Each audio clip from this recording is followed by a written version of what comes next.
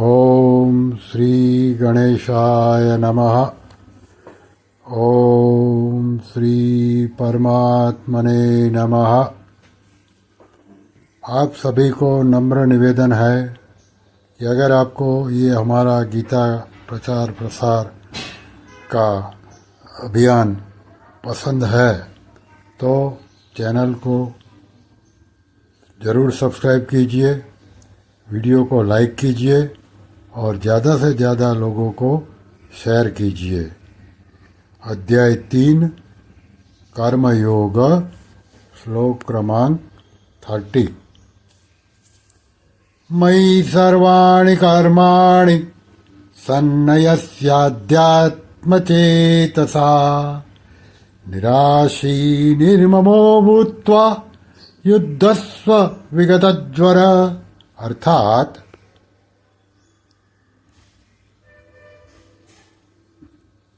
तू विवेकवती बुद्धि के द्वारा संपूर्ण कर्तव्य कर्म को मेरे अर्पण करके काम रहित, ममता रहित और संताप रहित होकर युद्ध रूप कर्तव्य कर्म को कर। इसकी व्याख्या, मयि सर्वाणि कर्माणि सन्न्यस्याध्यात्मचेतसा।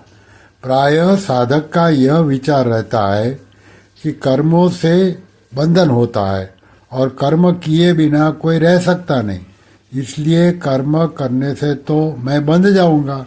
अतः कर्म किस प्रकार करने चाहिए जिससे कर्म बंधन कारक न हो, प्रत्युत मुक्तिदायक हो जाए।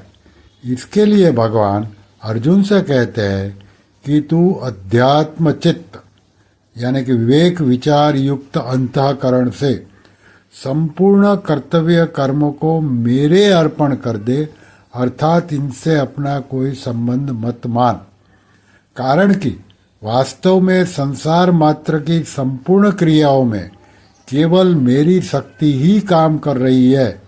शरीर, इंद्रिया, पदार्थ आदि भी मेरे हैं और शक्ति भी मेरी है, इसलिए सब कुछ भगवान का है और भगवान अपने हैं। गंभीरता पूर्वक ऐसा विचार करके जब तू कर्तव्य कर्म करेगा तब वे कर्म तेरे को बांधने वाले नहीं होंगे, प्रत्युत उद्धार करने वाले हो जाएंगे। शरीर, इंद्रिया, मन, बुद्धि, पदार्थ आदि पर अपना कोई अधिकार नहीं चलता, यह मनुष्य मात्र का अनुभव है। ये सब प्रकृति के हैं, प्रकृति स्थानी और स्वयं परमात्मा का है। ममेवांसो जीवलोके, गीता अध्याय 15 श्लोक क्रमांक 7। अतः शरीर आदि पदार्थों में भूल से माने हुए अपनेपन को हटाकर इनको भगवान का ही मानना, जो कि वास्तव में है, अर्पण कहलाता है।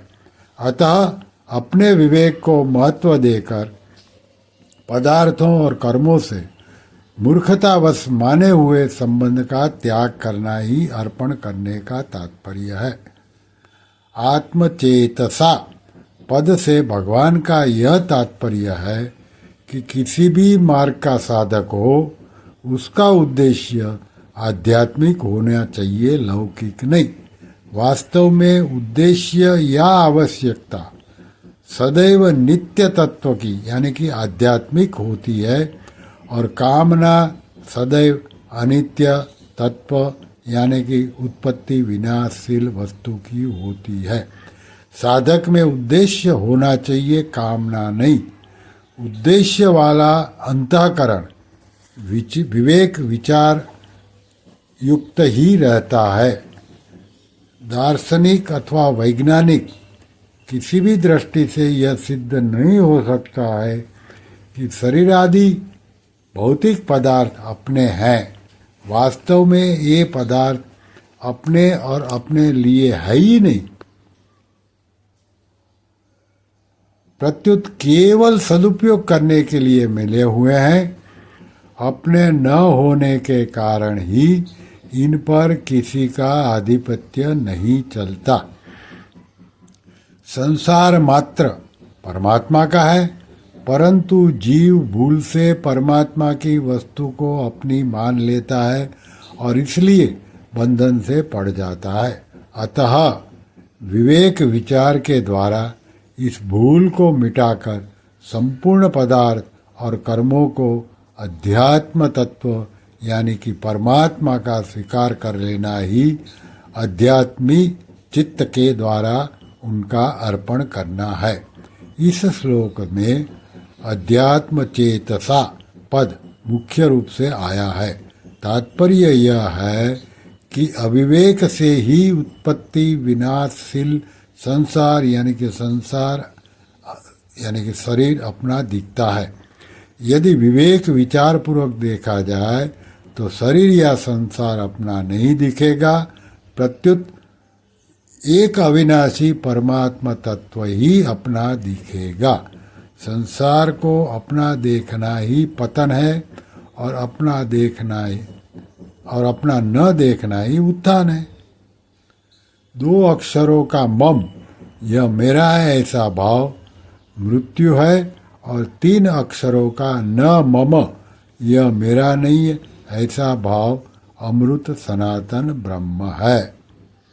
श्री कृष्ण शरणम मम, श्री कृष्ण शरणम मम, श्री कृष्ण शरणम मम। ओम श्री कृष्णार्पणमस्तु।